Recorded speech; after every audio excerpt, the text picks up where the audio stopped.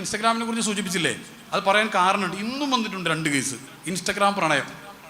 ഇത് 2 കേസ്. അത് അങ്ങനെയാണ്, കൺസൾട്ടിങ്ങിന് ഇരുന്നാൽ മാഷാ അല്ലാഹ് പ്രണയത്തിൻ്റെ കേസ് ഉണ്ടാവും. പ്രണയത്തിന് കണ്ണും കാതും ഇല്ലല്ലോ. ശരിക്കും ശ്രദ്ധിക്കണം. ഞാൻ നേരത്തെ തുടക്കത്തിൽ പറഞ്ഞൊരു വാക്ക് ഒന്നുകൂടെ ഇങ്ങോട്ട് കൊണ്ടുവരാം, അത് കണക്ട് ചെയ്യണം ഇങ്ങോട്ട്. അതെന്താണെന്ന് വെച്ച് കഴിഞ്ഞാൽ, ഒരു വിഷയം പറഞ്ഞു ഓർമ്മ, തുടക്കത്തിൽ ഒരു പോയിന്റ് പറഞ്ഞു ഓർമ്മയുണ്ടോ? എന്താ പറഞ്ഞേ? നബി സല്ലല്ലാഹു അലൈഹി വസല്ലമ തങ്ങൾ പറഞ്ഞ ടീച്ചിങ്സിൽ നിന്ന് മാറി കുറച്ച് പൈസയും വിദ്യാഭ്യാസമൊക്കെ വന്നപ്പോൾ ഞാൻ ഒരു ജനറൽ ആവാൻ വേണ്ടിയുള്ള കുറേ ശ്രമങ്ങൾ നടത്തി. അപ്പോൾ പണി പാളിപ്പോയി പറഞ്ഞു. മനസ്സിലായോ? നമ്മൾ ഒരാളെ നമ്മൾ തൃപ്തിപ്പെടുത്തേണ്ടത് അള്ളാഹനെ മാത്രമാണ്. നമ്മൾ വേറെ ജനങ്ങളെ പബ്ലിക്കായിട്ടുള്ള ഓനെന്താ വിചാരിക്കുക, മറ്റോനെന്താ വിചാരിക്കുക എന്നുള്ളത് നമ്മുടെ കൺസേൺ ആവേണ്ടതില്ല. ഞാൻ ഉദാഹരണം പറയാം, ശരിക്കും നിങ്ങൾക്ക് മനസ്സിലാവും. ഇനി ഡൗട്ട് ഉണ്ടെങ്കിൽ ചോദിക്കും ചെയ്യാം. ആൺകുട്ടികളും പെൺകുട്ടികളും തമ്മിലുള്ള സൗഹൃദത്തെ നമ്മൾ വല്ലാതെ പ്രോത്സാഹിപ്പിച്ചുകൊണ്ടിരിക്കുന്നു. ഇപ്പോൾ അല്ലാതെ പ്രോത്സാഹിപ്പിക്കാതെ പോയി ബന്ധം ഉണ്ടാക്കിക്കോ എന്ന് പറഞ്ഞ് വിടുക എന്നല്ല, ആ ബന്ധങ്ങളെ നമ്മൾ എന്ത് ചെയ്യുന്ന നിരുത്സാഹപ്പെടുന്നില്ല, അവിടെ പ്രശ്നം. അപ്പോൾ നേരത്തെ പറഞ്ഞ പോലെ ഫെമിനിസ്റ്റിൻ്റെ ആളുകളോ അല്ലെങ്കിൽ ഈ പറയപ്പെട്ട ലിബറലിസത്തിൻ്റെ ആളുകളോ, അതിലിപ്പോൾ എന്താ പ്രശ്നം? ആണോ പെണ്ണും കൂടെ ഒന്നിച്ചിരുന്ന് കഴിഞ്ഞാൽ ആകാശം ഇടിഞ്ഞു വീഴുമോ? ആകാശം ഇടിഞ്ഞു വീഴില്ല, വേറെ എന്തൊക്കെ ഇടിഞ്ഞു വീഴുക എനിക്കറിയില്ല. ഇത് ഗുരുതരമായ പ്രശ്നം. ഞാൻ പറഞ്ഞുതരാം എന്താ സംഭവം എന്നുള്ളത്. ഇവിടെ ആണും പെണ്ണും തമ്മിൽ സൗഹൃദത്തെ, ഇപ്പോൾ ഉദാഹരണം പറഞ്ഞാൽ പിന്നെ അത്യാവശ്യം ദീനീബോധം ഉണ്ട് എന്ന് നമ്മൾ വിശ്വസിക്കുന്ന ആളുകൾക്കിടയിൽ തന്നെ ഇത്തരം കമൻസാണ് വരുന്നത്. ഒരാൺകുട്ടി, പിന്നെ ഒരു പെങ്ങള് അപ്പുറത്തെ വീട്ടിൽ 4 വീട്ടിൽ അപ്പുറത്തെ പയ്യനോ അവൻ്റെ കൂടെ ഒന്ന് ബൈക്കുമ്പോൾ പോയി എന്താ പ്രശ്നം? എന്താ പ്രശ്നമുണ്ടോ? പ്രശ്നമുണ്ടോ? അത് നമ്മൾ പ്രശ്നമാക്കേണ്ടതുണ്ടോ?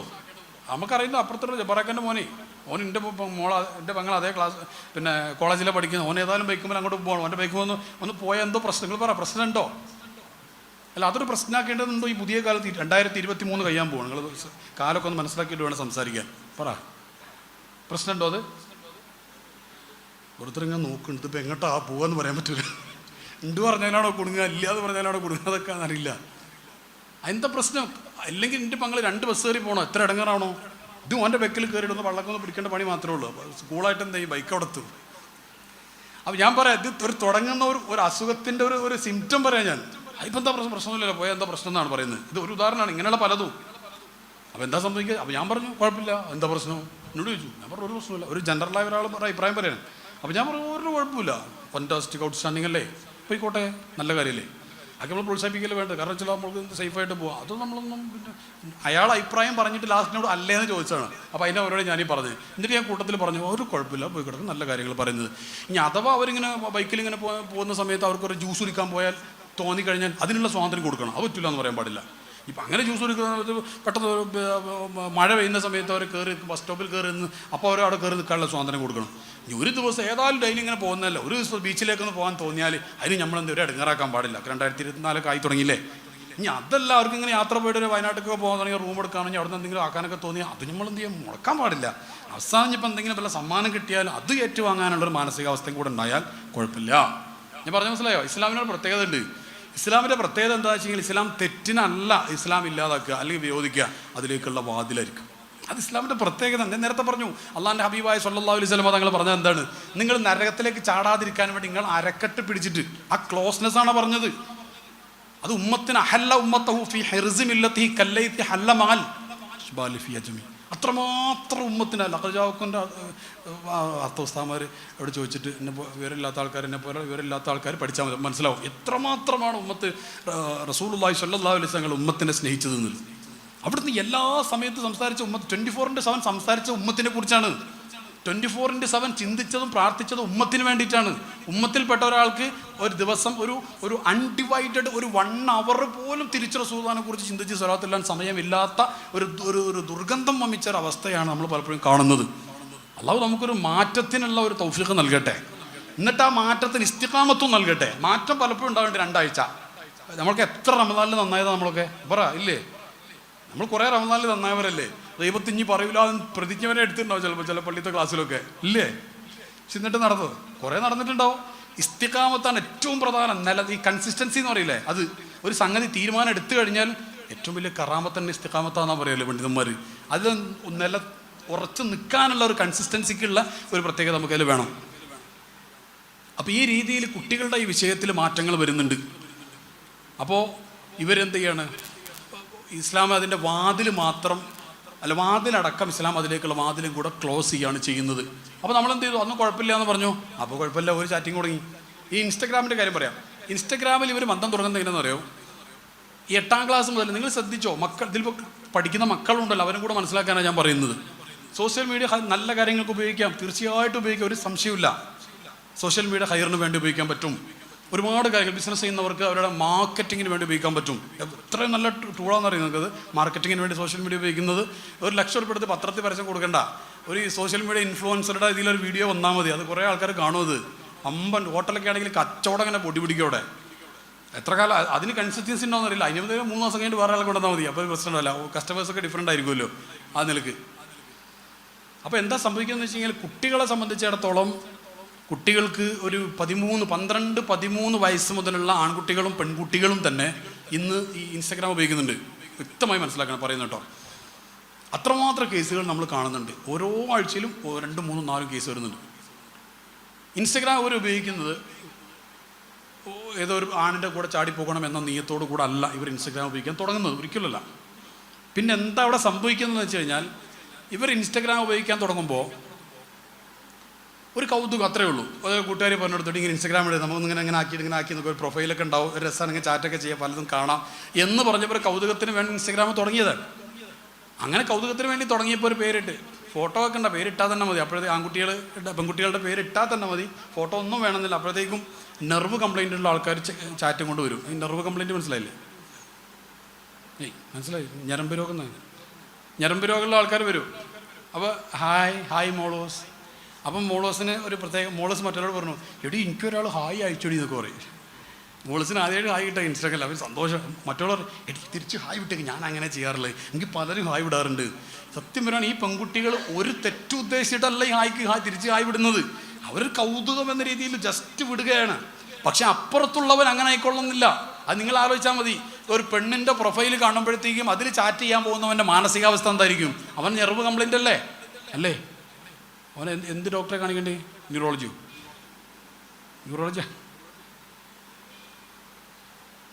അവൻ്റെ സൈക്കോളജിയൊക്കെ ട്രീറ്റ് ചെയ്യേണ്ടി. അത് അമ്രാദുൽ ഖുലൂബിൽപ്പെട്ടതാ. അത് ഷഹ്വത്ത്,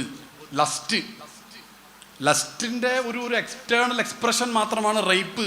നമ്മൾ ചർച്ച മൊത്തം റേപ്പിനെ കുറിച്ചാണ്, ലസ്റ്റിനെ കുറിച്ച് ചർച്ച ചെയ്യാറില്ല. ഇസ്ലാം ചർച്ച ചെയ്യുന്നത് ലസ്റ്റാണ്. ഇവിടെ ഷഹ്വത്താ. അക്കലും ഷഹ്വത്തും തമ്മിലുള്ള പോരാട്ടമാണ് ഇസ്ലാമിന് മൊത്തം. എന്തെടുത്ത് നോക്കിയോ അക്കലും ഷഹ്വത്തും തമ്മിലുള്ള പോരാട്ടമായിരിക്കും. അതിൽ അക്കൽ ജയിക്കുക, അതാണ് എല്ലായിടത്തും. എന്ത് കാര്യം ചെയ്യുമ്പോൾ ഇസ്ലാം പറയാം അക്കൽ ജയിക്കണം, ഷഹ്വത്ത് തോൽക്കണം എന്നാ പറയാം. അപ്പോൾ ഈ പെൺകുട്ടി അവസാനം ചാറ്റിംഗ് ആയപ്പോൾ ഒരു സന്തോഷമായി. പേര് ചോദിച്ചു, പേര് പറഞ്ഞു. വാട്സപ്പ് നമ്പർ ഉണ്ടോ എന്ന് ചോദിച്ചു. ഉമ്മാൻ്റെ വാട്സപ്പ് നമ്പർ കൊടുത്തു. അങ്ങനെ അത് പിന്നെ ചാറ്റിംഗ് ആയി.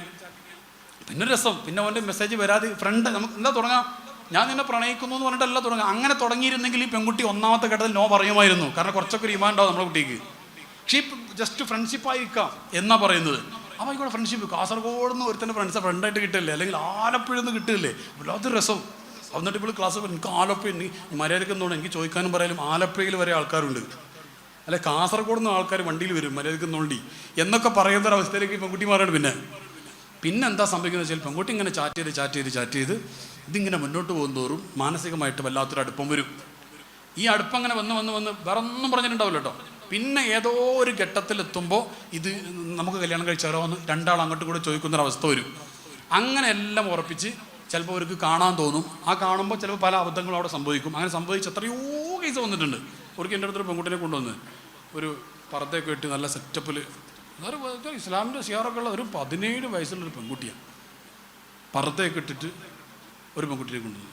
2 തവണയാണ് ആ പെൺകുട്ടിനെ കാമുകാൻ വണ്ടിയിൽ കൊണ്ടുപോയിട്ട് ഒരു സ്ഥലത്ത് കൊണ്ടുപോയിട്ട് ചെയ്യാൻ പാടില്ലാതൊക്കെ ചെയ്ത്. എന്നിട്ട് ഈ പെൺകുട്ടി പറയുന്നത് എന്താണെന്നറിയോ? സാറേ നല്ലവനാണ്. ഈ പെൺകുട്ടി എന്ന് പറയുന്നത് നല്ലവനാണ്. എന്താ ചെയ്യുക, ഹബ്ബുക്ക് അതിനെ ഹബ്ബുക്ക് യുമീസ് തന്നെ എൻ്റെ പോയിന്റ്. ഒരു സാധനത്തോടാണ് മഹബത്ത് കൂടി. കാരണം എന്താ, ഈ ആൺകുട്ടികൾ പെൺകുട്ടിക്കൊരു ബോധം വേണ്ടേ? ഞാൻ പറഞ്ഞു, പെൺകുട്ടികളുടെ പ്രൊഫൈലിൻ്റെ പിന്നാലെ ചാറ്റിങ് പോയിട്ട് നടക്കുന്നവൻ്റെ മാനസികാവസ്ഥ എന്താണ്?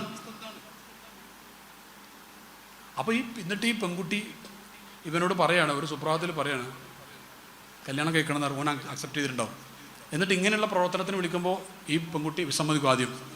എന്നിട്ട് പറയും പ്രശ്നമില്ല, നമ്മളേതായാലും കല്യാണം കഴിഞ്ഞാൽ ഇങ്ങനെയൊക്കെ ഉണ്ടാവില്ല, ഇപ്പോൾ ചെയ്ത പ്രശ്നമൊന്നുമില്ല. പറ്റൂല എന്ന് പറയുകയാണെങ്കിൽ എന്നാ വേണ്ട, നമുക്ക് പിരിയാം, let's break, because you don't trust me. എനിക്ക് ട്രസ്റ്റ് ഇല്ലാത്തതുകൊണ്ടാണ് നീ വേണ്ടാന്ന് പറയുന്നത്. അല്ല ട്രസ്റ്റ് ഉണ്ട്, എന്നാൽ ഞാൻ വരാം. ഇങ്ങനെ ഏതുവരെ മലപ്പുറം ജില്ലത്തെ കേസ് മാത്രം ഞാൻ ഇട്ട് മൈക്കലുകളുടെ പരിപാടി ആയതുകൊണ്ടാണ്. ഒറ്റയ്ക്ക് വന്നാൽ ഞാൻ ഒറ്റയ്ക്ക് വേറെ പറഞ്ഞുതരാം. വിശ്വസിക്കൂലെന്ന് ഞാൻ കേട്ടുകളിൽ പറയുന്നതല്ലല്ലോ. എല്ലാ ആഴ്ചയിലും കൺസൾട്ട് ചെയ്യുന്നൊരു പാവപ്പെട്ട കൗൺസിലറല്ല ഞാൻ. ഇന്ന് കൺസൾട്ട് രാവിലെ വൈകുന്നേരം വരെ മഴ വരെ കൺസൾട്ട് കഴിഞ്ഞിട്ടാണ് വരുന്നത്. ഇത് എൻ്റെ അടുത്ത് റിയലായിട്ട് വരുന്ന കേസുകളാണ്. വിശ്വസിക്കാൻ പ്രയാസം എന്ന് പറഞ്ഞാൽ അത്രയും വിശ്വസിക്കാൻ പ്രയാസം. അത് നിങ്ങൾ ഉണ്ടാക്കി പറഞ്ഞാൽ പറയുന്നത് അത്ര മാത്രമുള്ള കേസുകളാണ്. ഒരിക്കലും സംഭവിക്കില്ല എന്ന് പറഞ്ഞാൽ ചീഞ്ഞുനാറുന്ന കേസുകൾ. നമ്മുടെ ലോകം മൊത്തം അതാണ്. അത് എല്ലാ മേഖലയിൽ നിന്നും സംഭവിക്കുന്നുണ്ട്. എത്ര വീട്ടിലാണെന്നറിയോ ഈ അടുത്ത കാലത്ത് ഈ മലപ്പുറം ജില്ല, ഈ കോട്ടക്കൽ, ഈ തിരൂർ, ഈ പറയപ്പെട്ട വളാഞ്ചേരി, ഇതിൻ്റെയൊക്കെ സൈഡിൽ നിന്ന് അർദ്ധരാത്രി കാമുകന്മാർ പെൺകുട്ടിൻ്റെ വീട്ടിൽ കയറി 12 മണിക്കൊക്കെ ബാപ്പിയും എല്ലാവരും ഉറങ്ങിയതിന് ശേഷം കയറി പുലർച്ചെ 4 മണിക്ക് ഇറങ്ങിപ്പോയി എത്ര കേസാണ് ഞാൻ കൈകാര്യം ചെയ്തത്. ഇന്നിപ്പോൾ ഞാൻ മാത്രമല്ല ലോകത്തൊരു കൗൺസിലറിൽ എത്ര കൗൺസിലേഴ്സ് ഉണ്ട്. ഇനി കൗൺസിലിങ്ങിന് എത്തിപ്പെടാത്ത കേസ് ഉസ്താദന്മാർക്കോ അല്ലെങ്കിൽ ടീച്ചേഴ്സിനോ സാറന്മാർക്കോ അറിയുന്ന, പോലീസ് ഡിപ്പാർട്ട്മെൻറ്റിൽ അറിയുന്ന എത്ര കേസ് ഉണ്ടാവും. എത്ര ആയിരം കേസുകളാണിത്. ഞാൻ പറയുന്നത് വെച്ചാൽ നമ്മുടെ ഒരു ബേസ് ഇതൊക്കെ എവിടുന്ന സംഭവിച്ചത്? അന്യാണും പെണ്ണും തമ്മിലുള്ള ആവശ്യമില്ലാത്തൊരു ബന്ധത്തിലേക്ക് പോകാൻ പാടില്ല. ആ സൗഹൃദത്തെ നമ്മൾ എന്ത് ചെയ്തു? ആ കുഴപ്പമില്ല ഇന്നത്തെ കാലത്തല്ല എന്ന് പറഞ്ഞാൽ നിങ്ങൾ ആലോചിച്ച് നോക്കൂ. നിങ്ങളൊരു മോൾക്ക് പെൺകുട്ടി വലിയ കുട്ടിയാകാൻ പ്രായമുള്ള ആൾക്കാരുണ്ടെങ്കിൽ അല്ലെങ്കിൽ ആങ്ങളമാർ പങ്ങന്മാരെ കുറിച്ച് ചിന്തിക്കുക. എൻ്റെ പങ്ങൾക്കൊരു കോള് വരികയാണ്. ആരാണ് അത്? പിന്നെ കൂടെ പഠിക്കുന്ന ഒരു ഷബീറാണ്. ഷബീർ അടി നിനക്കാണ് ഫോണ് എന്ന് പറഞ്ഞിട്ട് ഞാൻ എൻ്റെ പങ്ങൾക്ക് ഫോൺ കൊടുക്കുകയാണ്. ഞാൻ അപ്പോഴും ആലോചിക്കുന്നില്ല എന്ത് ക്ലാസ് കഴിഞ്ഞിട്ട് ക്ലാസ്സിന് പുറത്തേക്ക് വീട്ടിലേക്കും നീണ്ടുവരുമെന്ന് മാത്രം എന്ത് ബന്ധമാണ് ഈ ചങ്ങാതിയും എൻ്റെ പങ്ങളും തമ്മിലുള്ളത് എന്ന് ഈ പൊട്ടനായി ഞാൻ ചിന്തിക്കുന്നില്ല. അപ്പോൾ വീണ്ടും മറ്റേ ആൾ ചോദിക്കണം, മറ്റേ ലിബറലിസത്തിൻ്റെ മറ്റേ ആളുടെ സൈഡിൽ നിൽക്കുന്നുണ്ട്. അയാൾ ചോദിക്കണം എന്ത് ഒരു ഫോൺ വിളിച്ചാൽ എല്ലാം കൂടി തകരുമെന്ന്. ഫോൺ വിളിച്ചാൽ എല്ലാം കൂടി തകരില്ല. തകർച്ചയിലേക്ക് തുടക്കം ഈ ഫോണാവാൻ സാധ്യതയുണ്ട്. കാരണം എന്താ പറയുക, ഞാൻ പറഞ്ഞാൽ ഇന്ന് ഞാൻ കൈകാര്യം ചെയ്ത കേസിൻ്റെ സ്ഥലം ഒന്നും ഞാൻ പറയുന്നില്ല. ഇതേ കേസ് ഇന്ന് കൈകാര്യം ചെയ്താണ്. ഒരു പെൺകുട്ടിക്ക് നഷ്ടപ്പെടാനുള്ള ഒക്കെ നഷ്ടപ്പെട്ടതാണ്. ഇന്നലല്ല ഇന്ന്. അത് കഴിഞ്ഞിട്ടാണ് ഞാൻ വന്നത്. അപ്പം ഞാൻ പറയുന്നതെന്ന് വെച്ച് കഴിഞ്ഞാൽ ഇത് മാതാപിതാക്കളോട് ഇത് പറയുമ്പോഴും മാതാപിതാക്കൾ എൻ്റെ കുട്ടിക്ക് എന്തായാലും അങ്ങനെ ഉണ്ടാവില്ല എന്ന് ഒരു കണ്ണടച്ചൊരു വിശ്വാസമാണ്. ആര് പറഞ്ഞു നിങ്ങളെ കുട്ടിക്ക് ഉണ്ടാവരുത് എന്നുള്ളത് നിങ്ങളെ ആഗ്രഹമാണ്, എൻ്റെ ആഗ്രഹമാണ്. അല്ലാതെ നമ്മളൊക്കെ മക്കളെ പ്രൊട്ടക്റ്റ് ചെയ്യുമാറാവട്ടെ. നമ്മൾ ആഗ്രഹമാണ് പറഞ്ഞത്. ആഗ്രഹം ഉണ്ടായിട്ട് പ്രവർത്തനം അതിനനുസരിച്ചിട്ടില്ലെങ്കിൽ സംഗതി നടന്നുകൊള്ളണമെന്നില്ല. ഈ അടുത്ത് സ്ഥലം ഞാൻ പറയുന്നില്ല, ഒരു വലിയൊരു ആചാര്യ പടാ മുതലാളിയാണ്. അയാളുടെ മോൾ ഒരുത്തരായിട്ട് ഇതേപോലെ മുടിഞ്ഞ പ്രണയം. ഇവിടെ കോടീശ്വരം എന്ന് പറഞ്ഞാൽ പറ്റൂല, അതിനൊക്കെ എത്രയോ മേനയാൾ. എന്നിട്ട് ലാസ്റ്റ് അയാൾ എന്നോട് പറഞ്ഞു, സാറേ ഇത് ഈ പെൺകുട്ടി പ്രണയം, എൻ്റെ മോൾ പ്രണയം നിർത്തിയിട്ടില്ലെങ്കിൽ ഞാൻ കേരളത്തിൽ നിന്ന് നാട് വിട്ടു പോകും. എനിക്ക് ആഫ്രിക്കയിൽ ബിസിനസ് ഉണ്ട്, എനിക്ക് അവിടെ വിസ ഉണ്ട്, ഞാൻ അവിടെ പെർമിറ്റ് എന്താണ് എൻ്റെ പേര് റെസിഡൻസ് RP അത് റെസിഡൻസ് പെർമിറ്റ് ഞാൻ വാങ്ങും, ഞാൻ അവിടെ താമസിക്കും, ഈ നാട്ടിലേക്ക് ഞാൻ വരൂല. കാരണം എൻ്റെ ഇജ്ജത്തിന് അത്രയും പ്രശ്നമാണെന്ന് ഒരാൾ പറഞ്ഞാണ്. ആ കേസ് ഇപ്പോൾ കൈകാര്യം ചെയ്തുകൊണ്ടിരിക്കുകയാണത്. അത് ഫുള്ളായിട്ടില്ല. അല്ലാഹു തആല സലാമത്താക്കട്ടെ. ഇത്ര മാത്രം കേസുകൾ. ഞാൻ ഇതിൻ്റെ ഇടയ്ക്കൊരു കാര്യം പറഞ്ഞു, രക്ഷിതാക്കളെ മക്കളെ അവിശ്വസിക്കണം എന്നല്ല ഞാൻ പറഞ്ഞതിൻ്റെ ഉദ്ദേശം. പക്ഷേ റീസൺലെസ് ആയിട്ട് വിത്തൗട്ട് ഒരു ലോജിക്ക് ഒന്നുമില്ലാതെ എൻ്റെ കുട്ടികൾ തെറ്റും ചെയ്യൂല എന്ന് വിശ്വസിക്കണ്ട. കാരണം നിങ്ങളെ കുട്ടികൾ തെറ്റ് ചെയ്യാൻ കാത്തിരിക്കുകയാണ് എന്നൊന്നല്ല ഞാൻ ഈ പറഞ്ഞതിൻ്റെ അർത്ഥം. പക്ഷെ വഴികൾ അങ്ങനെയാണ്. എൻ്റെ അടുത്ത് എത്ര കേസുകൾ ഈ പ്രണയം അല്ലെങ്കിൽ ചാടിപ്പോയത് അല്ലെങ്കിൽ ഇങ്ങനെയുള്ള ഇഷ്യൂസൊക്കെ വരും. ഇന്ന് വരെ വന്ന ഒരു മാതാപിതാവും പറഞ്ഞിട്ടില്ല സാറേ സന്തോഷമായി സാറേ, ആ ഒരു സന്തോഷകരമായ നിമിഷത്തിന് വേണ്ടി കാത്തിരിക്കായിരുന്നു എന്നാരും പറഞ്ഞിട്ടില്ല. പറഞ്ഞവരൊക്കെ എന്താ പറഞ്ഞത്, എന്നാലും ഞങ്ങൾ കുട്ടി ഇങ്ങനെ ചെയ്യുമെന്ന് വിചാരിച്ചിട്ടില്ല എന്ന് പറഞ്ഞു. അത് മാത്രമേ പറഞ്ഞിട്ടുള്ളൂ. അത് എല്ലാ ജാതിൻ്റെ മതത്തിൻ്റെ ഒന്നും പ്രശ്നമല്ല ഇത്. അതിൽ അമ്മമാരുണ്ടായിട്ടുണ്ട്, അച്ഛന്മാരുണ്ടായിട്ടുണ്ട്, ക്രിസ്ത്യൻസ്, ഹിന്ദുസ് എല്ലാവരും വന്നിട്ടുണ്ട്. അതിൽ എല്ലാ വിഭാഗം വന്നിട്ടുണ്ട്. അവരൊക്കെ പറയുന്നത് എന്താണ്, ഞങ്ങളെ കുട്ടി ഇങ്ങനെ പോകില്ല എന്നായിരുന്നു ഞങ്ങൾ വിചാരിച്ചത്, ഓളിങ്ങനെ പോയല്ലോ, ഓക്ക് ഇങ്ങനെ പറ്റിയല്ലോ എന്നാണ്. ഇപ്പം രക്ഷിതാക്കൾക്ക് ഒന്നും പറയാൻ പറ്റുന്നില്ല. കാരണം ഇവർ നടക്കാനിലൊക്കെ നടന്നിട്ടുണ്ട്, ഇനി കെട്ടിച്ചെന്നോളി ബാക്കിയൊക്കെ നടന്നിട്ടുണ്ട്, അത് മാത്രമേ ബാക്കിയുള്ളൂ എന്നാണ് പറയുന്നത്. അപ്പോൾ ഞാൻ പറഞ്ഞു വന്നത് എന്താണെന്ന് വെച്ച് കഴിഞ്ഞാൽ, ഒന്ന് ഈ സ്ത്രീ പുരുഷ അതിന് സൊല്യൂഷൻ കൂടെ പറയണ്ടേ. സ്ത്രീ പുരുഷ ആൺ പെൺ സൗഹൃദം വഴിവിടുന്നു. അത് വഴിവിടുകയാണ് നമ്മൾ. അത് ഞാൻ പറഞ്ഞ പഠിക്കുന്ന കുട്ടികൾ തമ്മിൽ മാത്രമല്ല. ഒരു തേങ്ങടാൻ വരുന്ന അല്ലെങ്കിൽ നമ്മൾ സ്ഥിരമായിട്ട് വണ്ടി വിളിക്കുന്ന ഒരാൾ വണ്ടിക്കാർ മോശമാണെന്ന് അങ്ങനെ മനസ്സിലാക്കരുത് കേട്ടോ. അത് ഏത് മേഖലയിലുണ്ടാവാം. ഈ ടീച്ചേഴ്സിൻ്റെ മേഖലയിലുണ്ടാവാം, കൗൺസിലർമാരുടെ മേഖലയിലുണ്ടാവാം. എൻ്റെ അടുത്ത് ഇന്നാളൊരു ഒരു മോളെ കൊണ്ട് കൗൺസിലിങ്ങിന് വന്നു. അപ്പോൾ എന്താ സംഭവം എന്ന് വെച്ച് കഴിഞ്ഞാൽ, ഇവൾ മോൾക്ക് പ്രണയം ഉണ്ടായിരുന്നു. പ്രണയം ബ്രേക്ക് ചെയ്യാൻ വേണ്ടി ഒരു കൗൺസിലർ അടുത്ത് പോയി. ആ കൗൺസിലർ ആ പ്രണയം ബ്രേക്ക് ചെയ്ത് കൊടുത്തു. ആ കൗൺസിലറും ഈ മോളും തമ്മിൽ പ്രണയമായി. അള്ളാഹു കാത്തിരശികുമാറാവട്ടെ. എന്നിട്ട് ഇത് ബ്രേക്ക് ചെയ്യാൻ വേണ്ടി എൻ്റെ അടുത്ത് കൊണ്ടുവന്നു. അങ്ങനത്തെ ഒരു കേസ് ജീവിതത്തിൽ ആകെ കൈകാര്യം ചെയ്തിട്ടുള്ളൂ. അള്ളാഹു നമ്മളൊക്കെ കാത്തിരശികുമാറാവട്ടെ. എനിക്കിത് വല്ലാത്ത പേടിയാണ് വിഷയം. അതിപ്പോൾ ഒന്ന് പെണ്ണുങ്ങളെ കൺസൾട്ടിങ്ങിൻ്റെ ഭാഗമായിട്ട് പെണ്ണുങ്ങളെ കാണാൻ നോക്കാം, അതൊന്നും പ്രശ്നമില്ല. ചിലപ്പോൾ തെറാപ്പികളുടെ ഭാഗമായിട്ട് അതിൻ്റെ സജഷൻസ് ഒക്കെ ഉണ്ടാവും. എന്നാലും ഞാൻ എന്താ വെച്ചാൽ ഞാൻ രാവിലെ വുളു എടുത്തിട്ട് കൗൺസിലിങ്ങിന് പോവാം. പെണ്ണിന് തൊടാറില്ല. ഇനി അഥവാ ഗത്യന്തരമായിട്ട് ചില തെറാപ്പികളുടെ ഭാഗമായിട്ട് തൊടാണ്ടി വന്നു കഴിഞ്ഞാൽ ഒന്നുകിൽ ഭർത്താവിന് അല്ലെങ്കിൽ ഉമ്മാനെ അല്ലെങ്കിൽ ആങ്ങളിനെ അവരെ കൊണ്ട് ചെയ്യിപ്പിക്കും. അതും പറ്റാത്താണെങ്കിൽ മാത്രം ഞാൻ ചെയ്യുള്ളൂ. ഞാൻ വിചാരിക്കുന്നത് എന്താ വെച്ചാൽ എപ്പം മരിക്കുകയാണെങ്കിലും അതൊരു ഈമാനോട് കൂടെ വുളുവോട് കൂടെ ആയിക്കോട്ടെ വിചാരിച്ചിട്ടാണ് വുളു എടുത്തിരിക്കുന്നത്. അപ്പോൾ ഞാൻ പറഞ്ഞു വന്നത് ഒരു മേഖലയ്ക്ക് മാത്രം ഉള്ളതല്ല. അപ്പോൾ ഞാൻ ഉദാഹരണം പറഞ്ഞു വന്നത് ഒരു പെണ്ണ്, ആ പെണ്ണിന് സ്ഥിരമായിട്ട് ഓട്ടോറിക്ഷ ഓടിക്കാൻ വരുന്ന ഒരാൾ, അല്ലെങ്കിൽ തേങ്ങ ഇടാൻ വരുന്ന ഒരാൾ, അല്ലെങ്കിൽ അങ്ങനെ എപ്പോഴും ഒരു എന്താ ഇതിൻ്റെ പേരുന്ന പ്ലംബിങ്ങും ഇലക്ട്രിക്കൽ സംഗതിയൊക്കെ അത് കൊടുക്കാൻ വേണ്ടി വരുന്ന ആൾ. അപ്പോൾ അതിന് വേണ്ടി വരുന്ന ഒരാൾ സ്ഥിരമായിട്ട് വിളിക്കാറുണ്ടെന്ന് കൂട്ടിക്കോ. ആ വിളിക്കുന്ന ഒരാളുമായിട്ട് ഈ താത്ത കല്യാണം കഴിഞ്ഞ 2 കുട്ടികളൊക്കെ ഉള്ള താത്ത കേട്ടോ. അപ്പോൾ അതിങ്ങനെ വെറുതെ ഒരു ദിവസം എന്തോ ഒരു മെസ്സേജ്, ഒരു ഈദിൻ്റെ ഒരു ആശംസ അറിയിച്ചെന്ന് കൂട്ടിക്കോ. ഒരു കാരണം വേണമല്ലോ ഇതിന്. ഈദിൻ്റെ ഒരു ആശംസ ആര്? ഏതോ ഒരു ജോലിക്ക് ചെയ്യുന്ന ഒരാൾ, പ്ലംബറോ അല്ലെങ്കിൽ ഓട്ടോറിക്ഷയിലെ എന്തോ ഒരാൾ. അപ്പോൾ ഈ പെണ്ണ് തിരിച്ച് സ്വാഭാവികമായിട്ടും ഒരു റെസിപ്രോസിറ്റി വേണ്ടേ. അപ്പോൾ ഒരു ഈദാശംസ അതിനേക്കാൾ ഉഷാറല്ല ഇങ്ങനെ പൂവൊക്കെ ഉള്ള ഒരു ആശംസ അങ്ങോട്ടും വിട്ടു. കാരണം ഈ പൂവ് കുറേ ഉള്ളതൊക്കെ പെണ്ണുങ്ങളടുത്ത് ഉണ്ടാവുക. എനിക്ക് സത്യം പറഞ്ഞാൽ ഈ ഇമോജിൻ്റെ എന്താണെന്ന് തന്നെ അറിയില്ല. മീൻസ് ഏറ്റവും ബേസിക് ഉള്ളത് കണ്ണുനീരുള്ളത് കരച്ചിലാണെന്ന് മനസ്സിലാവും. അല്ലാതെ ഇങ്ങനെയൊക്കെ നിൽക്കുന്ന കുറേ സാധനങ്ങളില്ല, ഇമോജികൾ ഒന്നും എനിക്കറിയില്ല. അത് ഈ ലേഡീസ് എനിക്ക് തോന്നുന്നു അതിനൊക്കെ ഭയങ്കര അഗ്രഗണ്യന്മാരായിട്ട് ഒക്കെ മനസ്സിലാവും. അപ്പോൾ ഞാൻ ആരെങ്കിലും അങ്ങനത്തെ വിട്ടാൽ ഞാൻ ഏതെങ്കിലുമൊക്കെ നോക്കിയാൽ വിടും. അപ്പോൾ ഇങ്ങനെ ആക്കുമോ, അർത്ഥമൊന്നും എനിക്കറിയില്ല, അർത്ഥമൊക്കെ നിങ്ങൾ കൂട്ടിക്കോളി എന്ന് പറയും ലാസ്റ്റ് ചെയ്യാൻ. എന്നിട്ട് ഇത് കേസാവാണ് ലാസ്റ്റ്. ഇത് ലാസ്റ്റ് പ്രശ്നം വേണം. അപ്പോഴും നമ്മുടെ കണ്ണുറക്കുന്നില്ല. നമുക്കൊന്ന് കണ്ണുറക്കണ്ടേ, നമ്മുടെ കണ്ണുറക്കുന്നില്ല. ഇതെന്ന് വെച്ചാൽ നമ്മൾ വേറെ പുറത്തുള്ള ഒരാളെ കുറ്റം പറഞ്ഞിട്ട് ഒന്നും കാര്യമില്ല. അപ്പോൾ ഇവർ ചാറ്റായി. പിന്നെന്തായി, അങ്ങോട്ടും ഇങ്ങോട്ടും സുഖമല്ലേ, വെറുതെ സുഖമാണ്, നിങ്ങൾക്ക് സുഖമല്ലേ, അങ്ങനെ വന്ന് ലാസ്റ്റ് ഇനി കൂട്ടത്തിൽ ഇങ്ങനെയും കൂടി സങ്കല്പിച്ചോ. അതെന്താണെന്ന് വെച്ച് കഴിഞ്ഞാൽ ഭർത്താവുമായിട്ട് വേണ്ടത്ര മാനസിക അടുപ്പത്തിനല്ലാതെ നിൽക്കുകയാണ് പെണ്ണ്. അതും കൂടി സങ്കല്പിക്കുക. ഭർത്താവ് ഗൾഫിലാണ്, നല്ല റിസ്ക് ഉള്ള ജോലിയാണ്, റിസ്ക്കിന് റിസ്ക് എടുക്കുകയാണ്. അപ്പോൾ അങ്ങനെ ഉണ്ട്. അപ്പോൾ വേണ്ടത്ര ഒരു സൗഹാർദ്ദത്തിൽ സംസാരിക്കാൻ പലർക്കും കഴിയാറില്ല. പലതും തുറന്നു പറയാൻ ആഗ്രഹമുണ്ട്. ഈ തുറന്നു പറയാൻ ആഗ്രഹമുണ്ട്, പക്ഷേ ഭർത്താവിൻ്റെ സമയം കിട്ടാത്തത് കൊണ്ട് തുറന്നു പറയാൻ ഒരാൾ കിട്ടുന്നില്ല. ചില പെണ്ണുങ്ങൾ ഉമ്മാനോടും അയറ്റത്തിനോടും അനിയത്തിനോടൊക്കെ പറഞ്ഞിട്ട് അഡ്ജസ്റ്റ് ചെയ്യും. പക്ഷേ ഇവർക്ക് അങ്ങനെ ഒരാളില്ല. അങ്ങനെ ഇരിക്കുമ്പോഴാണ് ഒരു ദിവസം പിന്നെ ഒരു ചങ്ങാതിൻ്റെ ഇങ്ങനത്തെ ഒരാളെ മെസ്സേജ് വരുന്നത്. ആ മെസ്സേജ് എങ്ങനെയാണ് ഇല്ലീഗൽ റിലേഷൻഷിപ്പ് അവിഹിതം ഉണ്ടാകുന്ന ഒരു വഴിയാണ് ഞാൻ ഈ പറയുന്നത്. അങ്ങനെ ഉണ്ടായി. അപ്പോൾ ലാസ്റ്റ് എന്താണെന്ന് വെച്ച് കഴിഞ്ഞാൽ സംസാരത്തിൽ നിനക്കെന്താ ഒരു നിൻ്റെ വോയിസിൽ എന്തോ ഒരു റാഹത്തില്ലാത്തതുപോലെന്നോ അങ്ങനെ എന്തെങ്കിലും ഒരു സംഭവം ഇയാൾ പെണ്ണിനോട് ഇയാൾ പറഞ്ഞു നോട്ടിക്കും. അപ്പോൾ പെണ്ണ് സങ്കടത്തിൻ്റെ ഇമോജി വരും. അപ്പോൾ ആരോട് പറയാൻ, ആര് കേൾക്കാൻ എന്നതാണ്. പിന്നെ അപ്പോൾ പ്രശ്നമില്ല എന്ന് ഞാൻ വിളിക്കാം, ഫ്രീ ആകുമ്പോൾ വിളിക്കാം എന്നിട്ട് അയാൾ വിളിച്ചു. അപ്പോൾ ഈ പെണ്ണിൻ്റെ 2 സങ്കടങ്ങൾ ഈ ആണിനോട് പറഞ്ഞു. അപ്പോൾ ഈ ആണ് അത് അനുഭാവപൂർണ്ണമാണ് കേൾക്കുക. അതൊക്കെ വലിയ പ്രശ്നമാണോ എന്നല്ല പറയാം.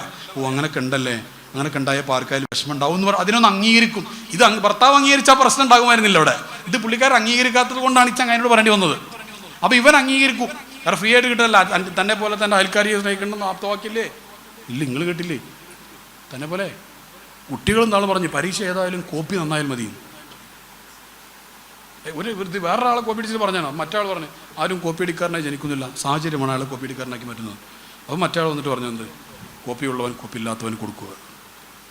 കുട്ടികൾ മഹാസാധനങ്ങളാണിപ്പോൾ. പണ്ടൊരു ടീച്ചറെ, ആദ്യത്തെ ടീച്ചർ ഫസ്റ്റ് പീരീഡ് വന്നിട്ട് ഇംഗ്ലീഷ് പഠിപ്പിച്ചു, 2ാമത്തെ പീരീഡ് വന്നിട്ട് കണക്ക് പഠിപ്പിച്ചു, 3ാമത്തെ പീരീഡ് അതോട്ട് ഒരു ബന്ധമില്ലാത്ത ഹിന്ദി പഠിപ്പിച്ചു, അടുത്ത പീരീഡിൽ വരുന്നുണ്ട് സയൻസ് വരുന്നുണ്ട്, ഒക്കെ വേറെ സാധനങ്ങൾ. അങ്ങനെ ഒരു 5-8 പഠിപ്പിച്ചു പോയി.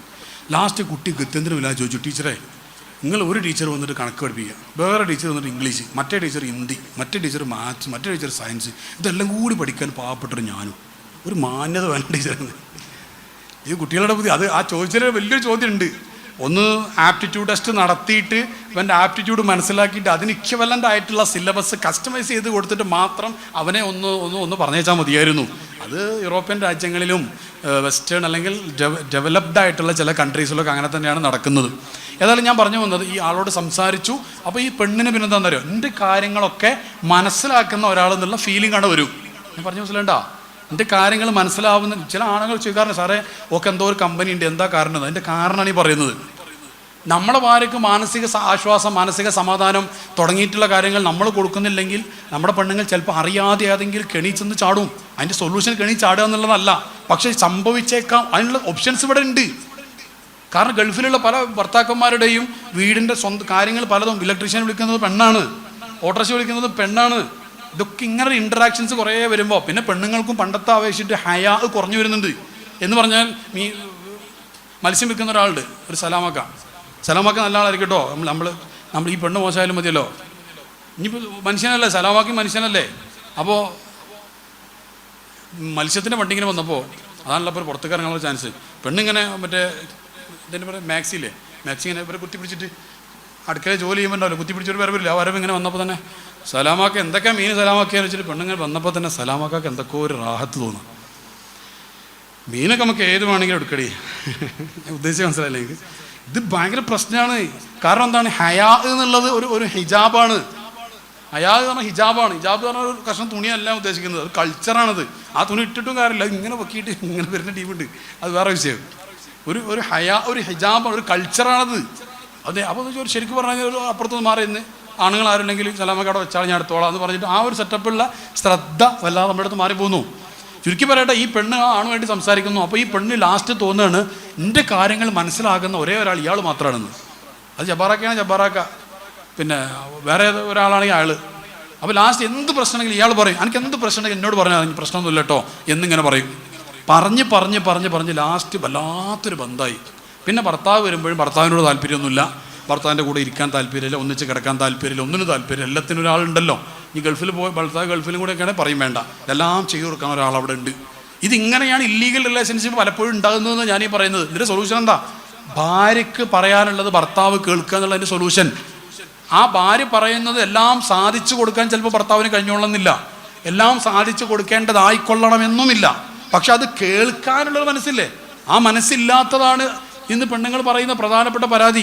കാരണം എന്താണെന്ന് പറയുക, പെണ്ണുങ്ങൾക്ക് ഒരുപാട് കാര്യങ്ങൾ പറയാനുണ്ട്. ഇല്ലേ? നിങ്ങൾ പറ, നിങ്ങൾക്ക് കല്യാണം കഴിച്ചല്ലോ കുറേ ആൾക്കാർ, പെണ്ണുങ്ങൾക്ക് ഒരുപാട് പറയാനുണ്ടാവില്ലേ? ഇല്ല. നിങ്ങൾ വീട്ടിൽ പോയിട്ട് മര്യാദയ്ക്ക് മിണ്ടി ഉണ്ടായിരുന്നുകൊണ്ട് പറഞ്ഞ് ഭീഷണിപ്പെടുത്തിയോ? പെണ്ണാണെങ്കിൽ പെണ്ണുങ്ങൾ ഒരുപാട് കാര്യങ്ങൾ പറയാനുണ്ടാവും, ഒരുപാട് കാര്യങ്ങൾ പറയാനുണ്ടാവും. ചെറുതും വലുതും അങ്ങനെ കണക്കൊന്നുമില്ല. അവർക്ക് സമാധാനം കിട്ടണമെന്നുണ്ടെങ്കിൽ ഭർത്താവ് ഒന്നും വേണ്ട. ചില ഭർത്താക്കന്മാരുണ്ട്, എൻ്റെ പെണ്ണുങ്ങളെ എൻ്റെ സഹോദരങ്ങളെ, ചില ഭർത്താക്കന്മാരെ പെണ്ണുങ്ങളെ അടങ്ങാറാക്കുന്നത് എങ്ങനെയാണെന്ന് അറിയാം. പെണ്ണ് കാര്യമായ എന്തോ ഒരു ജോലിയിലായിരിക്കും അവിടെ. അപ്പോൾ ഭർത്താവ് എന്തോ ഒരു സാധനം എടുക്കാൻ വേണ്ടി വന്നതാണ്, അതൊന്നും അകത്ത് കയറി ജസ്റ്റ് ഒന്ന് എടുത്ത് പോകാം. ഇയാളെ വീടിനെ മറ്റു തോന്നാം P P P P P P P തന്നെ ഓണടിക്കും. ഈ പെണ്ണ് 3/4 മണിക്കൂർ എടുത്തിട്ട് നമ്മളെ കുട്ടീനെ ഉറക്കിയിട്ടുണ്ട് അവിടെ. അങ്ങനെ ആട്ടി ആട്ടിനെ താത്താക്ക് ഉറക്കം വന്നിട്ടുണ്ടാവും. അതിന് കുട്ടി ഉറങ്ങിയിട്ടുണ്ടാവില്ല, കാരണം നമ്മളെ കുട്ടിയല്ലേ, അതിൻ്റെ ഒരു ക്വാളിറ്റി ഉണ്ടാവില്ലേ. എന്നിട്ട് ഇങ്ങനെ ആട്ടി അവസാനം 3/4 മണിക്കൂർ കഴിഞ്ഞിട്ട് എല്ലാം ആട്ടി ഉറക്കിയിട്ട് വെച്ചിട്ടുണ്ട് ഇറങ്ങിയതാണ്. അപ്പോഴാണ് നമ്മളെ കീന്ന് വരുന്നത്. ആണുങ്ങൾ മഹത്തായ സേവനം അത്. അല്ലെങ്കിൽ പെണ്ണപ്പുറത്തോ കാര്യമായ എന്തോ ജോലിയിലായിരിക്കും. ആ സമയത്താണ് ആണിങ്ങനെ വിളിക്കുന്നത്, എടീ ഒന്നിട്ട് വാന്ന് വിളിക്കുക, ഉറക്കെ വിളിക്കുക. എന്തേ? ആ ഫാനൊന്ന് സ്പീഡ് ഉറക്കേ.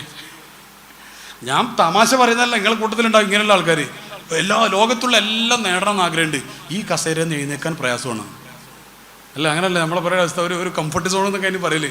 ഞാൻ വേറെ ഉദാഹരണം പറഞ്ഞുതരാം. നിങ്ങളെ വീട്ടിൽ നിങ്ങൾ എപ്പോഴും ചോറുന്നായിരിക്കുന്ന ഒരു സ്ഥലമില്ലേ, കസേര ആ ടേബിളിൻ്റെ ഒരു സൈഡ്, അവിടെ തന്നെ ഇരിക്കുള്ളൂ. അല്ലെങ്കിൽ മോനവിടെ ഇരുന്നാൽ കച്ചറ ഉണ്ടാക്കും.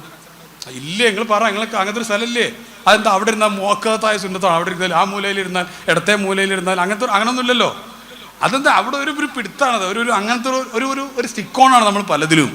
അതിൽ നിന്ന് മാറാത്തത് കൊണ്ടാണ് ഞാൻ പറഞ്ഞു വന്നതെന്ന് വെച്ച് കഴിഞ്ഞാൽ, നമ്മുടെ പെണ്ണുങ്ങൾക്ക് കുറച്ച് മസാല ഇവിടെ എല്ലാവരും ഇവിടെ നോക്കിക്കോളെ. നമ്മുടെ പെണ്ണുങ്ങൾക്ക് കുറച്ച് സംസാരിക്കാനുള്ള സമയം വേണം. മക്കൾക്കും കുട്ടികൾക്കും കുറച്ച് തമാശ പറയാനും കളിക്കാനും ഇതാണ് ഇന്നത്തെ മർമ്മപ്രധാനം. ഇതുണ്ടായാൽ തന്നെ കുട്ടിക്ക് എൻ്റെ വാപ്പ എന്നുള്ള ഫീലിംഗ് ഉണ്ടാവും. ഇത് വാപ്പാനെ കാണുന്നത്, വാപ്പ നേരെ വരും, വാപ്പ ഇതിലിങ്ങനെ എടുക്കുക. ശരിക്കും പറഞ്ഞാൽ സോഷ്യൽ മീഡിയ വന്നപ്പോൾ അല്ലെങ്കിൽ ഇൻ്റർനെറ്റ് വന്നപ്പോൾ ജനങ്ങൾ തമ്മിലുള്ള അകലം വല്ലാതെ കുറഞ്ഞിട്ടുണ്ട്. ശരിയാണ്. കാരണം അബുദാബിയിൽ ഇപ്പോൾ എൻ്റെ വീട്ടിൽ കല്യാണം നടക്കുകയാണെങ്കിൽ എൻ്റെ അബുദാബിയിലെ കുടുംബക്കാർക്ക് ഇങ്ങനെ എടുക്കാൻ അപ്പോൾ കാണാം. അവിടെ ഈ പരിപാടി ലൈവ് ഉണ്ടെങ്കിൽ അവിടെ അപ്പോൾ കാണാൻ പറ്റും, ലോകത്ത് ഏത് ഭാഗത്തൊന്നും കാണാൻ പറ്റും. പക്ഷേ മാനസികമായിട്ട് അടുപ്പം കുറയാണ് ചെയ്തത്, അത് അകലം കൂടുകയാണ് ചെയ്തത്. മാനസികമായിട്ട് അകലം കൂടിയതാണ്. എന്താ കാരണം? ഞാൻ വീട്ടിലേക്ക് വരും, ആണുങ്ങൾ ശ്രദ്ധിക്കാൻ വേണ്ടി പറയുന്നു കേട്ടോ. ഞാൻ വീട്ടിലേക്ക് വരുന്ന സമയത്ത് എന്നെ പ്രതീക്ഷിച്ച് ഞാൻ കെട്ടിയോളായിട്ടുള്ളൊരു പെണ്ണവിടെ ഉണ്ട്. ഈ പെണ്ണുങ്ങൾ ഒരർത്ഥത്തിൽ പറഞ്ഞാൽ സാധുക്കളാണ്, അല്ലേ? സാധുക്കളല്ലേ? അല്ലേ? ഓള് സാധുവൊന്നുമില്ല. അങ്ങനെ ഉണ്ടോ ആർക്കെങ്കിലും? അല്ല, പെണ്ണുങ്ങൾ പാവങ്ങൾ. ഞാൻ എന്താ ഉദ്ദേശിച്ചെന്നറിയോ? അവർ നമ്മളിങ്ങനെ പെണ്ണ് കാണാൻ വേണ്ടി ചെന്നു അല്ലേ, പെണ്ണ് കാണാൻ പോയ രംഗമൊക്കെ ഒന്ന് ആലോചിച്ച് നോക്കി. വേണ്ട സാറേ, എന്തിനാ ആവശ്യമില്ലാത്ത കൂറിപ്പിക്കുന്നത്? ഒരാൾ പറഞ്ഞാൽ വേണ്ട. പെണ്ണ് കാണാൻ പോയി രംഗം ആലോചിക്കും. എന്നിട്ട് ഒരു റൂമിലുള്ള നിങ്ങൾ കണ്ടു ചെന്നപ്പോൾ നിങ്ങൾ ചിരിച്ചില്ലേനോ? ആ ചിരി കണ്ടിട്ട് ഈ ചിരി എന്നുണ്ടാവും എന്ന് വിചാരിച്ചിട്ടാണ് ഓള് ബാപ്പാനോട് ഓക്കെ പറഞ്ഞത്. ഇത് 2 ആഴ്ച കഴിഞ്ഞാൽ ചിരി പോകുന്നുള്ളത് പെണ്ണ് അറിയുമായിരുന്നില്ല. ഈ പെണ്ണുങ്ങളും ചിരിക്കണ്ട, നമ്മളും അതേപോലെ വിചാരിച്ചിന്. അപ്പോൾ ഇവർ പാവങ്ങളാണ് ശരിക്കും. അപ്പോൾ നമ്മളെ പ്രതീക്ഷിച്ച് നമ്മുടെ പെണ്ണുങ്ങളായിട്ട് അവിടെ നിൽക്കുന്ന നമ്മൾ വരുമ്പോൾ നമ്മളോടൊന്ന് മിണ്ടി പറഞ്ഞ് 2 വർത്താനൊക്കെ പറയാൻ വേണ്ടിയാണ്. എന്നിട്ട് ഈ ചങ്ങാതി ഈ മൊബൈൽ കൂടി നേരെ വന്നിട്ട് അവിടെ ഇരുന്നിട്ട് വാലൊക്കെ തൊണ്ട് ഒച്ചപ്പാടൊക്കെ ഉണ്ടാക്കി അവിടെ ഇരുന്നിട്ട് മൊബൈൽ തൊണ്ടിരിക്കുകയാണ്. എന്ത്? റീൽസ് കാണാൻ ഇവിടെ കെട്ടിക്കൊണ്ടെന്നോ അവൻ്റെ പെണ്ണവിടെ ഉണ്ട്, അതിനോട് 2 വർത്താനം പറയണ്ടേ? അത് മാത്രമല്ല, ആണോ എൻ്റെ ഉമ്മ അവിടെ ഇല്ലേ, വാപ്പ അവിടെ ഇല്ലേ, എനിക്ക് ജന്മം നൽകി എൻ്റെ പ്രിയപ്പെട്ട ഉപ്പല്ല, ആ വാപ്പാൻ്റെ അടുത്ത് പോയിട്ട് എന്താ വാപ്പ വർത്താനം, അസ്സലാമു അലൈക്കും വറഹ്മത്തുള്ളാഹി വബറകാതുഹു, എന്താ വാപ്പച്ചേ വർത്താനം ചോദിക്കണ്ടേ? ഇനി ചില ആൾക്കാരുടെ സ്വഭാവം എന്താണെന്നറിയോ? വാപ്പ മരിച്ചു പോയിട്ടാണ് വാപ്പാൻ്റെ മഹത്വം പറയല്. എന്തൊരു ഒരു പൊട്ടത്തരം അത്. ഞാൻ പലപ്പോഴും കണ്ടതാണ്. ഗൾഫിൽ പോകുമ്പോൾ അല്ലെങ്കിൽ നാട്ടിൽ പല സ്ഥലത്ത് പോകുമ്പോൾ, സാറേ വാപ്പ മരിച്ചു പോയി സാറേ, ഞങ്ങളുടെ വാപ്പയായിരുന്നു, ഞങ്ങൾ അങ്ങനെ സ്നേഹിച്ച ആളാണ്, ഇങ്ങനെ സ്നേഹിച്ച ആളാണ്, ഞങ്ങൾക്ക് ഒന്നും തിരിച്ചു കൊടുക്കാൻ പറ്റിയില്ല, വാപ്പ മരിച്ചു പോയി. ചില ആൾക്കാർ പറയും പാപ്പ വളരെ പെട്ടെന്ന് മരിച്ചു പോയി പറയും. എത്രാമത്തെ വയസ്സിൽ? 78ാമത്തെ വയസ്സിൽ പെട്ടെന്ന്. 78 വയസ്സുള്ള വാപ്പ മരിച്ചു പോയി കുറിച്ച് ഇയാൾ പെട്ടെന്ന് പറയുന്നത്. എന്നിട്ട് പറയും ഇതുവരെ ഒന്ന് ചിരിച്ചു കൊടുക്കും. ഞാൻ ചോദിച്ചു എന്തിനെത്ര കാലം കാത്തിരുന്നത്? ഞാൻ വിചാരിച്ചു വാപ്പ കുറച്ചും കൂടെ ഒക്കെ ഉണ്ടാവുമെന്ന്. ഈ 70 എന്ന് പറഞ്ഞാൽ തന്നെ ബോണസ് പ്ലസ് 8 ഇവിടെ അമാറും 9 തിന സബി അവിടെ 8 ബോണസായി ഇവിടെ. എന്നിട്ട് അയാൾ പറയുന്നത് പെട്ടെന്ന് എന്ന് പറയുന്നത്. അപ്പോൾ ഞാൻ പറയുന്ന വിഷയം മോനെ ഇവിടെ കൊടുത്തു, എന്നിട്ട് ബാക്കിൽ നിന്ന് കൊടുത്തു എന്നിട്ടോ ഇവിടെ കൊടുത്തു വെള്ളം കേട്ടോ. എന്തിനാ വെള്ളം എന്ന് പറഞ്ഞ ഉദ്ദേശം മനസ്സിലായോ? അത് നമ്മൾ ഒരു ഗ്ലാസ് വെള്ളം എല്ലാവർക്കും മാഷാഅല്ലാഹ് വരുന്നുണ്ട്. സംഘാടകർ നല്ല സംവിധാനങ്ങളൊക്കെ ഒരുക്കിയിട്ടുണ്ട്. ഞാൻ പറഞ്ഞതെന്തിനാ വെച്ചാൽ അല്ലെങ്കിൽ ഇങ്ങനെ നോക്കും അറിയാതെ. അത് നിങ്ങളെ വീട്ടിൽ ഇതിനേക്കാൾ വലിയ ജ്യൂസ് ഉണ്ടാവും, അതുകൊണ്ടല്ലത്. അത് ഞാൻ നേരത്തെ പറഞ്ഞൊരു ടെൻഡൻസിയാണ്. അതുകൊണ്ടാണ് ഒരു ഗ്ലാസ് നാരങ്ങ വെള്ളം എന്ന് ഞാൻ പറഞ്ഞത്. ഇനിയിപ്പോൾ ആ നാരങ്ങളായിക്കോട്ടെ, എന്നാൽ അതിന് കിട്ടുമ്പോൾ കുടിക്കാം. അതുകൊണ്ടാണ് ബാക്കിൽ നിന്ന് കൊടുക്കാൻ പറഞ്ഞു. എന്താ പറഞ്ഞപ്പോൾ നമ്മൾ ലാസ്റ്റ് എന്താ പറഞ്ഞു?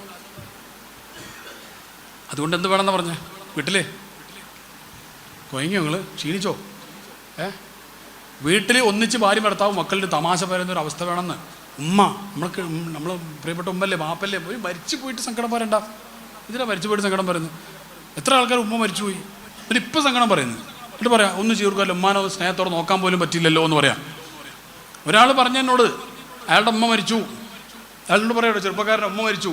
എന്നോട് അയാൾ പറഞ്ഞ വാക്ക്, എൻ്റെ ഉമ്മ എത്ര പെട്ടെന്ന്, അയാളമ്മ വലിയ പ്രായമായിട്ടില്ല, മരണത്തിന് പ്രായമൊന്നുമില്ല, എന്നാലും ഞാൻ പറയാം ഉമ്മ നേരത്തെ പറഞ്ഞ ഇവൻ്റെ മേലൊന്നും പോയിട്ടില്ല, കുറേ താഴെ പ്രായത്തിൽ ഉമ്മ മരിച്ചു. എന്നിട്ട് ഇയാൾ പറയാം ഞാൻ ഉമ്മ മരിച്ച ദിവസം ഞാൻ എന്നോട് പറഞ്ഞ ആൾ പറയണം ചെറിയ മോനാണ്, ഞാൻ എങ്ങനെയൊക്കെയോ പിടിച്ചു നിന്നു. കാരണം ഇതൊക്കെ നടത്തേണ്ടേ, വേറെ ആരും ഇല്ല ഇവിടെ, ഇത് മയ്യത്ത് എല്ലാ കാര്യങ്ങളും ചെയ്യണ്ടേ. ഞാൻ പിടിച്ചു നിന്നു. എല്ലാം കഴിഞ്ഞിട്ട് മയ്യത്ത് അവരോടെ തിരിച്ച് വീട്ടിലേക്ക് വന്നിട്ട് ഞാൻ അന്ന് രാത്രി ഉമ്മാൻ്റെ റൂമിലേക്കാണ് നോക്കിയപ്പോൾ ഉമ്മാൻ്റെ മുസല്ലാണ് കണ്ടപ്പോൾ എൻ്റെ നെഞ്ചാണ്ട് പൊട്ടിപ്പോയി. കാരണം അതുവരെ അന്ന് തലേന്ന് രാത്രി അതേ സമയത്ത് ഉമ്മ മുസല്ല നിസ്കരിച്ചിട്ടുണ്ടാവും. അതിനുശേഷം ഉമ്മ മരിച്ചത് നിശാൻ്റെ സമയത്ത് അങ്ങനെ മരിച്ചെന്ന് തോന്നുന്നു. മാരിവിൻ്റെ സമയത്ത് ഇയാൾ വീട്ടിലെത്തിയിട്ട് ഉമ്മാൻ്റെ റൂമിൽ പോയപ്പോൾ ഉമ്മാൻ്റെ മുസല്ല, ഉമ്മാൻ്റെ ഫോൺ അവിടെ സ്വിച്ച് ഓഫ് ആക്കി ആരോ മാറ്റി വെച്ചിട്ടുണ്ട്. ഉമ്മാൻ്റെ മുസല്ല, ഉമ്മാൻ്റെ തസ്ബീഹ്മാല, ഉമ്മാൻ്റെ മണമുള്ള ഉമ്മാൻ്റെ അതുണ്ടല്ലോ എന്താ പറയുക നിസ്കാരക്കുപ്പായം, ഇതിങ്ങോട്ട് മണത്തിട്ട് പഠിച്ചോനെ സാറേ എൻ്റെ നെഞ്ചാണ് പൊട്ടിപ്പോയി, എൻ്റെ ഉമ്മച്ചിൻ്റെതാണല്ലോ, ആ ഉമ്മ എന്ന ഖബറിലാണല്ലോ എന്നാണ് പൊട്ടിപ്പോയി എന്ന് പറഞ്ഞു. ഞാൻ കുറേ കേട്ടു, ആ ചെറുപ്പക്കാരനെ ഞാൻ കുറേ കാണാം. ഒരുത്തൻ്റെ ഉമ്മ മരിച്ചതിൻ്റെ സങ്കടം പറയാണ്. പിന്നെ എനിക്ക് ആ റൂമൊക്കെ ചെല്ലുമ്പോഴൊക്കെ എൻ്റെ ഉമ്മ നിസ്കരിക്കുന്നതും ഈ തസ്ബീഹ്മാല പിടിച്ച് ഇങ്ങനെ ചൊല്ലുന്നു എൻ്റെ മനസ്സിലേക്ക് വരികയാണ്. എന്നിട്ട് ഞാൻ പറയുകയാണ് എൻ്റെ ഉമ്മാനെ ഞാൻ സ്നേഹിച്ചില്ലല്ലോ. ഉമ്മ പലപ്പോഴും ഞാൻ ഒരു ലേറ്റ് ആയാലും എൻ്റെ ഭാര്യ വിളിക്കുന്നതിന് മുമ്പ് എൻ്റെ ഉമ്മ എന്നെ വിളിക്കും. ഭാര്യയ്ക്ക് സ്നേഹമില്ലാത്തതുകൊണ്ടല്ല, ഭാര്യയ്ക്ക് കുറച്ചും കൂടി അണ്ടർസ്റ്റാൻഡിങ് ഉണ്ടാവും ഈ വിഷയത്തിൽ. ഉമ്മാർക്ക് കുറച്ചും കൂടെ ഈ വിഷയത്തിൽ ബേജാറ് കൂടുകയാണ് ചെയ്യുക. ബേജാറുണ്ടാകാൻ പാടുണ്ടോ ഇല്ലയെന്ന് വേറെ വിഷയമാണ്. എന്നാലും ഉമ്മാർ വിളിക്കും. അതിന് ഉമ്മാനോട് ചീത്ത ഞാൻ വലിയ ചെറിയ കുട്ടിയൊന്നുമല്ല, നിങ്ങൾ ഇങ്ങനെ വിളിക്കാൻ എന്നൊക്കെ പറഞ്ഞ് കച്ചറുണ്ടാക്കിയതാണ്. അപ്പോൾ ഉമ്മാൻ്റെ ഫോൺ കണ്ടപ്പോൾ എൻ്റെ മനസ്സിൽ വന്നു, ആ ഫോൺ ഉമ്മാൻ്റെ കോൾ എനിക്ക് വരൂലല്ലോ പഠിച്ചോനെ, എൻ്റെ ഉമ്മ മയ്യത്ത് ആ ഒരു ഖബറിൽ കിടക്കുകയാണല്ലോ പഠിച്ചോനെ എന്നുള്ള ചിന്തയിലേക്ക് വന്നു. ഇതേപോലെ തന്നെ പാപ്പാര് മരിച്ചതിനെ കുറിച്ചും പലരും പറയാറുണ്ട്. അപ്പം ഞാൻ അവരോട് ചോദിച്ചത് എന്തിനാണ് ഇവർ മരിക്കാൻ കാത്തിരിക്കുന്നത്, എന്തിനാണ് ഇവരോടുള്ള സ്നേഹം പറയാൻ? ജീവിച്ചിരിക്കുന്ന ഉമ്മാനൊന്ന് കെട്ടിപ്പിടിച്ചിട്ട് 2 ഉമ്മ കൊടുത്തൂടെ? ജീവിച്ചിരിക്കുന്ന ഉമ്മാൻ്റെ അടുത്ത് പോയിട്ട് ഉമ്മ അങ്ങളെ പൊരുത്തല്ലെങ്കിൽ ഈ മുഹ്സിന് ജയിക്കാൻ കഴിയില്ല എന്ന് പറഞ്ഞൂടെ? ജീവിച്ചിരിക്കുന്ന മാതാപിതാക്കളെ അല്ലാഹു തആല ആഫിയത്ത് വസത്തുള്ള ദീർഘായുസ്സ് കൊടുക്കുമാറാവട്ടെ. എൻ്റെ സഹോദരങ്ങൾ അതൊരു തണലാണ്. അത് പോയാലേ അതിൻ്റെ വില അറിയുള്ളൂ. അത് ബാപ്പാരുടെ കാര്യം അങ്ങനെ തന്നെയാണ്. അള്ളാഹുവിന് തട്ടാത്ത ഒരു നിവേദനം കൊടുക്കാൻ മക്കൾക്ക് വേണ്ടി കഴിയുമെങ്കിൽ ഒന്നാം സ്ഥാനത്ത് ഉമ്മയാണ്. അത് ഉമ്മാൻ്റെ ചൊറുക്കോ വിദ്യാഭ്യാസമോ ഉമ്മാൻ്റെ ഒന്നും നോക്കണ്ട.